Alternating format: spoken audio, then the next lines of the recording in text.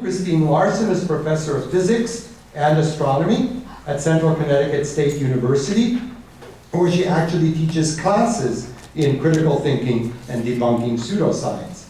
In recent years, she's presented on the 2012 phenomenon to numerous professional and public groups, and she's a very important contributor to the website 2012Hoax.org. I should also mention that she is my favorite person working on using Tolkien and Harry Potter ideas in education, which I love. Kristine? So the question I want to start with is, how did we get here? How did the 2012 apocalypse hoax become so pervasive in our society? Well, I think we know that the short answer is that some people want attention and money. There are literally hundreds of books for sale on Amazon.com on this topic. And for a mere $16.95, you can learn how to prepare for the coming apocalypse and make sure that you and your family are among the ragtag band of survivors left to pick up the pieces of human civilization. Now, television has obviously fueled part of the hysteria, with programming on the sci-fi, no, science fiction channel, as well as the histrionics, the History Channel. If they weren't making serious money on this, you know they would have stopped after the first infomercial. Now, a number of films also rode the 2012 coattails, both made-for-TV offerings such as Sci-Fi Channel's Annihilation Earth and the blockbuster 2012, which raked in over $700 million worldwide. But it's the internet that I think is mostly to blame for this. From blogs and dedicated websites to discussion boards and YouTube videos, the web has allowed millions of people to fuel their love for conspiracy theories and apocalyptic scenarios. Now, one of the most widespread examples of this is a post called 7 Reasons Why the World Will End in 2012. Now, I've been able to trace back the origin of this. It was the Messenger Plus Community Forum on May 17, 2007. Someone named Philip posted this list, and the list is a mixture of bad science and bad logic. And there it is. Somehow it turned out blue on a black background. Now, if we look at this list, the problem is that the preamble to this list says, quote, scientific experts from around the world are genuinely predicting that 5 years from now, all life on Earth could well finish. Notice it says scientific experts are saying this. So these are the 7 reasons. The Mayan calendar supposedly predicting the end of the world, sunstorms, the atom smasher, they mean the Large Hadron Collider would make a black hole or something else. The Bible says, super volcano, meaning Yellowstone, the physicist.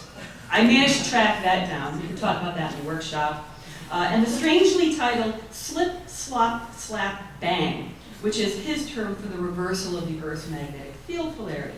Now, each one of these items on the list, it follows with a paragraph which is not very good science. I'll give you an idea of some of what was said about the Yellowstone caldera. Quote, the Yellowstone volcano has a pattern of erupting every 650,000 years or so, and we're many years overdue for an explosion that will fill the atmosphere with ash, blocking the sun and plunging the Earth into a frozen winter that could last up to 15,000 years. The pressure under Yellowstone Volcano is building steadily, and geologists have set 2012 as the likely date for the Big Bang. Said with much authority, most of it completely wrong. Now, if you're interested in learning how to debunk this and other items on the list, please come to our workshop directly after the coffee break. Now, by the time this original thread on the internet was locked on April 28, 2008, it had already been read 250,000 times. And even though the thread was locked, it had been copied, pasted, plagiarized all across the internet.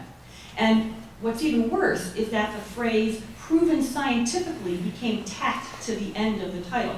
7 Reasons Why the World Will End in 2012, proven scientifically. Now, it's easy to debunk all of these, yet far too many people willingly believe these claims without even figuring out if they pass the sniff test, if they pass the common sense test. If you have a spare hour, you can't sleep some night, just go on the internet, find somewhere where this list is posted, and read the comments by the people who are genuinely frightened by this list. But what you will also find is that there are people who are earnestly trying to con people by what they think is debunking. And in their debunking, they're actually propagating other errors as well. For example, one poster named Dave R. claimed that, quote, there's an atom smasher or collider working in Texas right now with virtually no black holes. Now, given the fact that no collider has made black holes, collider in Texas, what's he referring to? The superconducting super collider that never got off the ground other than, a hole in the ground, right? Dave then continues, I'll give you that Yellowstone is a geological hotspot, but 650,000 years ago, everything was erupting because the Earth was so much more unstable. No. Finally, he offers, yes, the magnetic pole shifts, but it always shifts in a circle around true north. What's he talking about? Precession. Now, I appreciate that he's trying to debunk this, but he really should have done his homework. Another poster named Charles Hedrick offered that there's no reason to be concerned about Yellowstone, quote, because nobody goes there, it's in the middle of the forest. Now, without the internet, the 2012 apocalypse hoax would have never reached the fever pitch that it has. For example, studies show that 28% of Americans rely on the internet as their primary source of scientific information, and 54% use the internet as their source of information on a specific scientific issue that they're interested in. And even the posters on these web boards themselves agree that the web is the problem. For example, someone named Wayne Mack noted, quote, this crap's freaking me out. But I believe it's mostly because everyone is using their easy-to-access information these days via the internet and spreading rumors and hyping it up.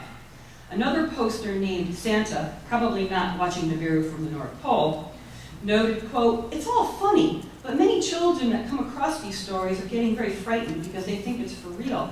Now, David Morrison really could have an entire hour plenary session just on this issue of children being scared. And there's been at least one verified suicide of a 16-year-old, due in part to belief in this 2012 hoax. If the history is any indication, more people are going to die because of this, just as they did in the 1910 passing of Halley's Comet over fear of cyanide in the comet's tail. Now, what can all of you do to help? Well, as an example, as Andy Frackler brought up, we have the 2012hoax.org website. This was founded by amateur professional astronomers, chemists, engineers, and other likewise-minded people. We are always looking for editors, fact-checkers, and writers. This is a teachable moment, folks. Let's seize the moment by stemming the tide of fear. Use the myriad opportunities you have at this conference to learn how to debunk all pseudosciences and help replace fear with wonder.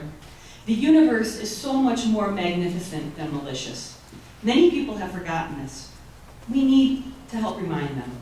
We need to channel our inner Carl Sagan and once again take people on a journey through the cosmos on the spaceship of the imagination.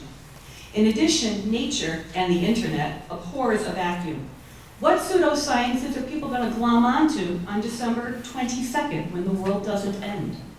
Wouldn't it be great if everyone here in this room made a commitment today to reintroduce people to the wonders of the universe?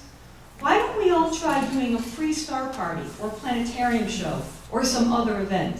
Not just on December 21st, but on December 22nd as well.